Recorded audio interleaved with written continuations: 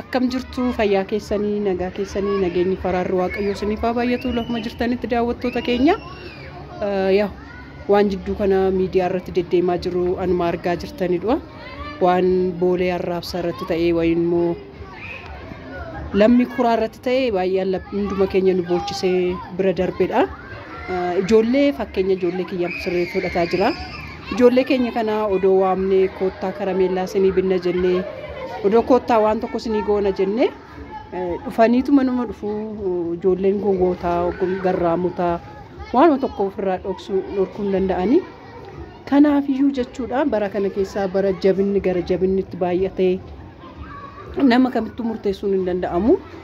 ijoolleen tokko tokko nama aarsuu danda'u nama boochisuu danda'u baay'een nama guban jiru garuu amma lubbuu baasanii irra gochuurra obsumaan odoo bira darbanii baay'ee bareedaadha namni obsa qabu obsi yoo jiraate baay'ee gaariidhaan jedha ijoollota mee fakkeenyaaf naannoo keenya taphataa jiran kan hundumti isaaniiyyuu jechuudha odoo jiraatanii wannoo jechuudhaaf jechuudha odoo amma waameetoo amma ijoollee kana keessaa tokko isaanii koottaa waan tokko isinii godha jedhee akkanuma waan tokko isaanii goone waan beekaniin manuma namatti dhufanii waan hundumaa jedhu waan ta'eef ijoollee ofii nama akkamiitu namaa guddisaa hojjettuu akkamiin namaa guddisaa eessaa dhuftee odoo namatti quban qabin dura rakkinni isaanii maalidha gara jabinni amma jabaataa dhufe kunni eessa deemaa jira barichis bara dhumaa fakkaata bara namni garaatti ol jabaate ijoollee xiqqoo namni tokko waan tokko gochuu hin dandeenyetti nama uyyanillee iyyatanii too namaaf godhachuu hin dandeenye oggaa akkas godhan oggaa akkasitti wannoodha laphee nama cabsaa baay'ee nama gaddisiisaa ani karaa gama kiyyaa baay'een gaddee baay'ee dhugaa rabbii odoo dhala koos ta'anii odoo nus ta'an jedhachuudha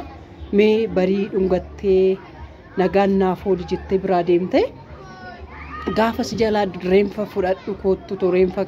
akkas godhi jedhan ijoollee akkasitti burraaqxee taphattu keessa maaltu namatti dhaga'ama haadha isaaniitiif abbaa isaaniitiif jajjabina hawwina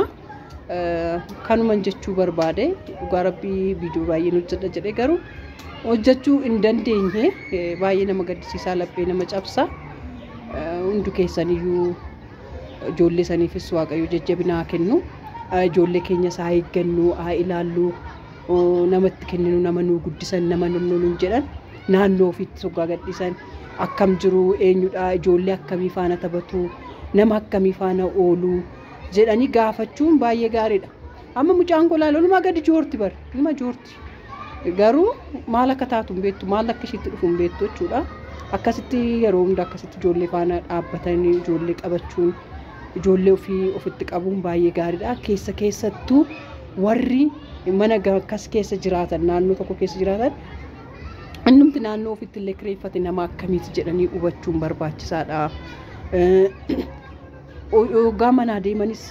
ollaa ofiitti himachuun baay'ee gaariidha wakumallee tarii namaa fannoodhaan naaf dhaggeeffadhaa naaf ilaalaa jechuun baay'ee gaariidha ishiidhaafis maatiin ishiis waan nama dhiphatu ta'a akka ijoollee nuti hin beekne malee ishiinis umurii ishii malee mana hidhaa galuun ishii waan hedduun nama gaddisiisa namatti iyyuu jechuudha ogaan aaree ijoollee bakka rukutu hin beeku akka rukutu hin beeku kanas ta'uu danda'a ishii immoo gara jabinni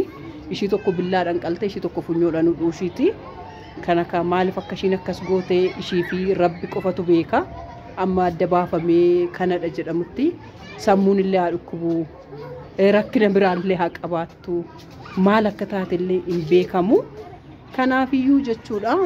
warra murtii dhugaa murtii haqaa maatii isaaniitiif isaa kennu warra kaanis immoo kanarra barumsa ta'ee karaa tokko ammoo fulbaanni dhufaa jira roobni dhufaa jira ijoollee ofii eeggachuu jechuun maskarameen jedhamu kuni baay'ee roobni numa roobama waan ta'eef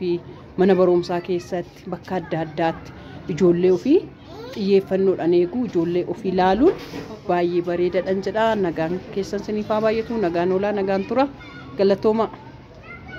licaa samaasti shaani Isti semana